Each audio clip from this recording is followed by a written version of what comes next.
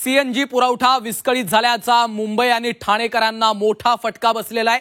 सीएनजीच्या तुटवड्यामुळे रिक्षा आणि टॅक्सी पार्किंगमध्येच उभे आहेत। मुंबई आणि ठाणेकरांची आता घर गाठताना दमछाक होतीये।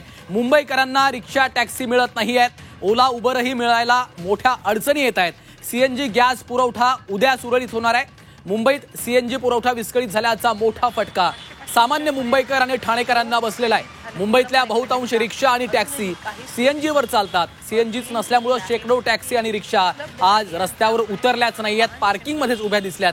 त्यामुळे मुंबई आणि ठाणेकरांची घर गाठताना आता दमछाक झालेली आहे। ओला उबरही बुकिंगला मिळत नाहीयेत। सीएनजीच्या तुटवड्यामुळे मुंबईकरांना नाहक मनस्ताप सहन करावा लागतो।